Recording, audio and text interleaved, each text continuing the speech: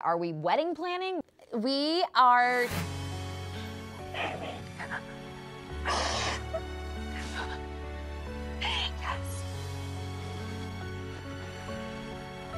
Please, 1,000 times. You and Zac are still happily together? It seems that way. How are things? Yes, we are happily together. In fact, he's around here somewhere with me. So He's here. He is here. Oh, we should pull him out on stage. I feel like Zac wouldn't love that though.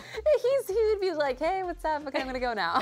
It's not his thing. He always seemed like the person who truly was nominated by a family member and kind of found his way onto reality TV. Like, how does he feel about this life in the spotlight now? 100%. I feel like he definitely embraces it because of me. And at the same time, it does give him a platform to try to bring more awareness to mental health and mental illness. And so, yeah, I think he's doing a pretty good job with it.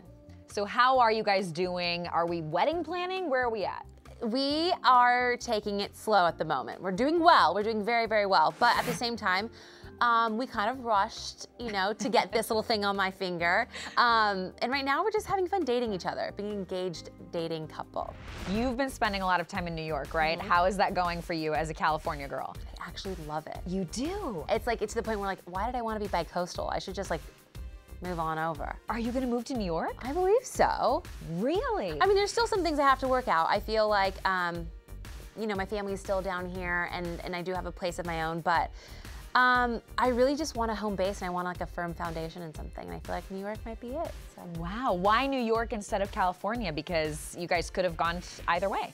Well, I think also Zac has a really established business out there that he is doing so much good that I couldn't sleep at night knowing that I whipped him away from doing that. I think he still has some business he needs to do, but also at the same time, I've been wanting to move to New York forever. And so this is kind of like, I don't know, the perfect storm, if you will. What have you learned about each other in these weeks since the show ended and you've been living out in the real world? He's a very mature man. I've learned that. Tayshia, we love to hear that. We'd love to hear that, okay? It's definitely very different than what I'm used to, but I feel like fights actually don't have to last 6 hours, 8 hours, or go to the next day. And I think that's one lesson that I've learned more so recently that I'm really thanking my lucky stars for. So. Wow. Yeah. Okay. I love hearing this because what you hear from many couples, and not in a bad way, but many couples say that after they get off the show, it's a really tough period because you're coming off the show and you're trying to figure things out. Have you guys had struggles or has it felt like, wow, this is actually pretty easy? It's pretty easy, but I feel like absolutely like any relationship, we've had struggles. Yeah. I mean, we just went from living apart, you know, him in New York, me in Orange County, to me moving in basically on top of each other in a New York City apartment. And I'm just like, hi, I can't go anywhere. This is home. It's all happening. So it's a lot to juggle. We're engaged. We're engaged. Oh my God. We're engaged right now. Yeah, we are. Now, Clare and Dale have broken up. Have you talked to either of them, and what would you say to them about what they're kind of going through right now? I haven't spoken to Dale. I did reach out to Clare.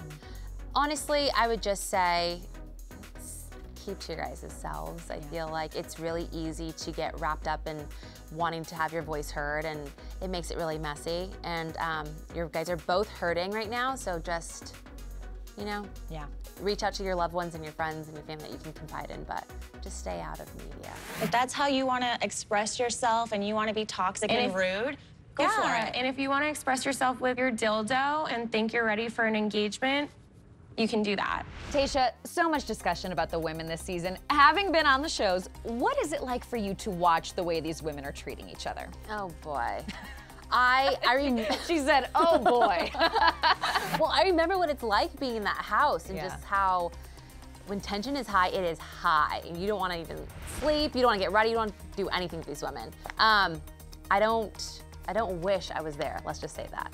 It's interesting to hear you say that though, because we've also seen so many friendships come out of the franchise. So it really seems like this season, these women, there's a lot of toxicity. Do you find it to be an unusual amount, or what do you think? I think so. Yeah. I don't remember a group of women being this, I don't know, manipulative and condescending towards one another. I don't know. I hope it doesn't continue on. So Matt's done a pretty good job with nipping it in the bud. I hope just continues that way. When you are watching some of these women, I think especially with Victoria, some fans have wondered, is this real? I mean, there's some people wondering, is she acting? Is she auditioning on this show? What do you think? I mean, I think at this point it would be exhausting to be keeping it up. She's Meryl Streep if she's acting. I mean, it's phenomenal work. Method. It is phenomenal work. I think that's just her. We're gonna see her on Women Tell All. What's your advice for Victoria as she heads to the Tell All to present herself? How should she do it? Just own up to everything you've said. Okay. And just apologize. It's been hard to tell which of the women, if any, are not involved at all in any of this, but Katie's name has come up. People have really rallied around Katie. Next Bachelorette, do you like Katie? Do you like somebody else? Who are your picks? I think she's really sweet. But I also, I really like Rachel. I really like Bree. There's a couple of good girls in there. Okay. So if you had to pick a couple, I mean, this is the person who's gonna succeed you, Tayshia. Oh my God. Who should it be? I think Katie would be a good choice. And I wanted to get your thoughts on that because it's a reality show, but you know, you've also kind of, I guess, got to take responsibility of what goes on TV sometimes. We saw it all get resolved last night. What do you think? Should any of this have been shown? Should more of it have been cut out? How do you feel? To be honest, I think it kind of showed us how Matt would handle the situation.